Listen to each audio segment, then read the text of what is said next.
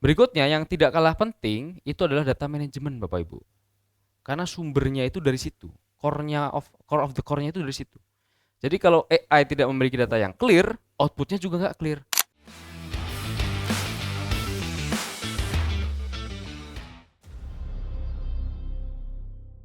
Saya akan lanjut untuk mengenal tantangan dan implementasi. Kita sudah akan mulai membahas bagaimana AI itu tidak hanya memberikan manfaat, tapi juga memberikan mungkin bisa disebut sebagai masalah. Nah, kalau ini harusnya nggak ada masalah nih di materi ini gitu ya. Peluang dan tantangan implementasi. AI memiliki peluang yang banyak banget kalau kita mengimplementasikan Bapak Ibu ya, membantu efisiensi, inovasi produk, tapi juga memiliki tantangan. Salah satunya yang paling umum itu adalah biaya. Biaya implementasinya itu mahal banget Bapak Ibu. Belum lagi kita butuh SDM yang tahu. Padahal artificial intelligence itu bukan seperti kita mengetahui jaringan. Kita mengetahui website. Tapi AI itu adalah sebuah sistem. AI itu dia ngomongin soal datanya, dia ngomongin soal infrastrukturnya, dia ngomongin juga bagaimana jaringan untuk membackup atau kuat dalam membackup requestnya. Yang banyak banget itu adalah AI. Sehingga kita tidak bisa membandingkan mengaudit AI sama mengaudit keamanan. Mengaudit AI sama dengan mengaudit website. Infrastruktur, aplikasi itu beda. Ini kompleks sekali. Nah, risiko di AI itu ada satu referensi yang bisa Bapak Ibu gunakan. Pernah dengar AI RMF atau NIST dulu? Ada yang tahu NIST ya? National Institute Standard and Technology. Ada yang tahu? Salah satu tools yang diakuisisi dari NIST untuk di Indonesia, ada yang tahu nggak kira-kira apa? Oleh BSSN. Namanya CSF, Cyber Security Framework. NIST memberikan framework rekomendasi bagaimana mengukur sebuah maturitas dari penerapan cyber security, namanya CSF. NIST memberikan rekomendasi untuk mengukur sebagai manajemen risiko di perusahaan Bapak Ibu, namanya RMF, Risk Management Framework. Sekarang dia mengeluarkan juga namanya AI, RMF, AI Risk Management Framework. Isinya apa? Isinya adalah bagaimana Bapak Ibu bisa menerapkan, bisa mengukur, bisa memanage AI yang akan diimplementasikan di organisasi Bapak Ibu. Jadi ini bukan sebuah standar ya, ini adalah sebuah framework. Bisa di-adapt and adopt. Silahkan Bapak pilih apakah sesuai atau tidak. Kalau standar beda, standar itu harus dilakukan. Tapi kalau framework itu boleh dipilih, cocok atau enggaknya. Nah, ada yang bisa menjawab nggak? Resiko itu apa? Saya ingin menggunakan referensi dari ISO 31000. Ada yang tahu? Risiko itu apa? Karena pertanyaan nggak bisa pakai kelas poin, saya kasih pertanyaan aja. Ada yang tahu? Apa itu risiko menurut ISO 31000? 31000. Silakan Bapak atau Ibu. Ada? Kalau tidak ada buat saya sendiri poinnya. 50 poin untuk saya. Saya dapat hadiahnya nanti. Boleh AI juga nggak nih Pak Rizal? Oh boleh, silakan pakai AI. Oke, silakan okay. Pak Romi ya. Silakan. Apa itu risiko menurut ISO 31000? Efek dari ketidakpastian terhadap tujuan. Oke, AI itu pasti menjelaskan lebih panjang. Kira-kira maksud ketidakpastian itu apa, Pak? Ketidakpastian situasi di mana informasi atau hasil tidak sepenuhnya diketahui. Oke, bisa, betul lah. Oke, lumayan, betul lah. ISO 31000 itu sebenarnya adalah risk management ya Bapak Ibu. Manajemen risiko yang menjadi acuan dari banyak framework ataupun banyak dokumen yang membahas terkait risiko.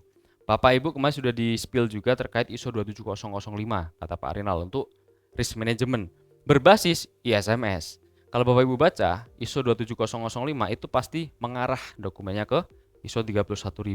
Bapak baca risk management framework punya AI itu juga sama, dia akan mengarah ke ISO 31000. Yang mana memang pada dasarnya ISO 31000 adalah standar bagaimana mengelola suatu risiko.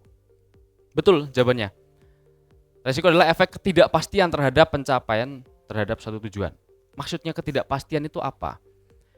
Kalau Bapak Ibu melihat atau mendengar kata risiko, pasti yang muncul adalah hal-hal yang negatif, betul nggak? Risiko itu selalu memberikan dampak negatif. Padahal pada dasarnya risiko itu memiliki dua false, positif ataupun negatif. improvement gitu ya, yang bisa kita gunakan sebagai opportunity atau threat, ancaman untuk kita sendiri. Resiko itu bisa kita ukur Bapak Ibu. Gitu ya. Nah, makanya AI itu nanti juga akan memberikan efek ketidakpastian apakah efeknya itu bermanfaat atau malah merugikan. Itu yang akan menjadi poin utama terkait pembahasan manajemen risiko. Saya akan mulai dari yang pertama dulu. Terkait bias dan ketidakadilan. Mungkin di sini Bapak Ibu pernah ya menggunakan AI, entah itu GPT, Gemini atau apapun, yang diminta untuk mengeluarkan gambar. Ya. Dia bisa saja mengeluarkan gambar yang tidak jelas atau data-data yang tidak jelas karena memang data yang mereka dapatkan itu lebih condong ke apa yang sering Bapak Ibu cari, orang-orang cari. Oke. Kalau Bapak Ibu meminta gambar yang dikeluarkan oleh AI, maka Bapak Ibu bisa ngecek teks yang sama dikopikan ke Google, cek di gambar, maka dia akan mempelajari dari hal yang paling atas, hal yang paling sering dicari. Nah, dari mana sumber masalah itu? Data yang bias. Lalu ada desain algoritma pengembangan AI yang tidak jelas. Penggunaan yang tidak tepat atau tidak sesuai. Kurangnya diversitas dalam tim pengembangan. Ini masalah semua. Kira-kira solusinya apa? Solusinya adalah ketika Bapak Ibu mengembangkan AI, itu harus menggunakan referensi yang jelas, proses DLC-nya itu jelas gitu ya, menggunakan prinsip DevSecOps, security-nya itu masuk di segala proses, termasuk pengembangan AI, referensinya dari mana? Ada di salah satu referensi di OWASP. Ya, mungkin di sini ada teman-teman yang mengenal OWASP Top 10 ya terkait website pengembangan, itu juga memberikan referensi bagaimana membangun website ataupun membangun LLM itu yang aman. Dimulai dari proses persiapan sampai audit. Berikutnya yang tidak kalah penting itu adalah data manajemen Bapak Ibu. Karena sumbernya itu dari situ. Core of the core-nya itu dari situ. Jadi kalau AI tidak memiliki data yang clear, outputnya juga nggak clear. Apalagi kalau kita implementasi AI yang sifatnya ada face reconnaissance yang sampai salah, itu bahaya sekali.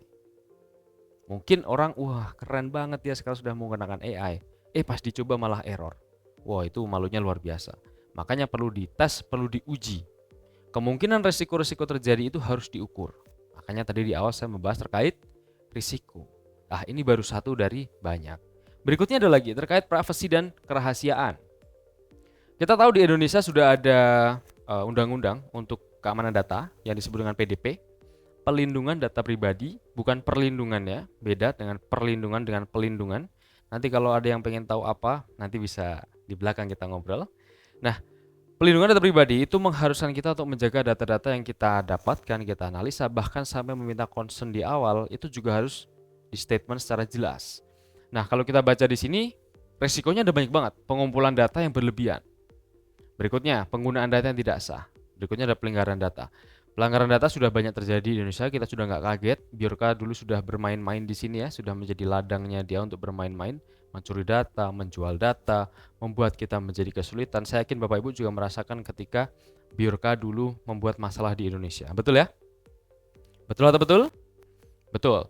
Nah, resikonya ada 3 secara umum saya buat. Yang pertama adalah risiko poisoning data.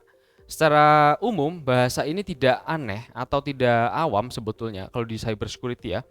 Poisoning itu biasanya dia bersifat menyuntikkan data. Nah ini terjadi ketika masalah shot gacor kemarin Bapak Ibu. Kenapa kok shot gacor itu susah untuk deteksi, tidak seperti kita scanning malware? Karena shot gacor tidak bermain sebagai satu file yang terpisah, dia main sebagai suatu file yang diinjekkan. Bisa berbentuk script juga. Itu yang membuat dia menjadi lebih susah untuk dicari. Lalu ada model stealing, itu mencuri ya, lebih kepada sifat yang mencuri, yang biasanya karena promptingnya tidak diamankan, tidak dibatasi, sehingga dia bisa membuat dan melakukan hal-hal yang di luar batas. Itu AI. Dulu saya pernah ketika GPT awal-awal keluar, hype banget gitu ya, saya mencari informasi terkait nama saya sendiri di GPT. Ternyata luar biasa, dia tahu nama saya, IPK saya, judul skripsi saya, dosen pembimbing saya, dia tahu. Tapi semakin berkembang, aturan semakin ketat, akhirnya berkurang. Adversarial attack itu manipulasi biasanya karena niatnya gitu ya, membuat AI ini menjadi error. Jadi ada manipulasi yang diinputkan sehingga dia itu menjadi error. Itu adalah adversarial attack ya. Input model yang disalahgunakan sehingga nanti AI itu menjadi tidak sesuai dengan keinginan kita.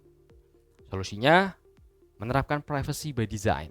DevSecOps itu adalah salah satu metode yang bagus untuk diterapkan karena security-nya masuk dari awal pengembangan. Tidak hanya di tengah-tengah, tidak hanya ketika selesai. Lalu ada security by design, keamanannya ya, DevSecOps juga salah satu cara juga. Bapak Ibu bisa mengambil referensi dari ini, salah satunya saya langsung ambil dari OWASP. Ada yang pernah menggunakan ini untuk audit mungkin website gitu ya. Ini adalah salah satu tools yang bisa kita manfaatkan.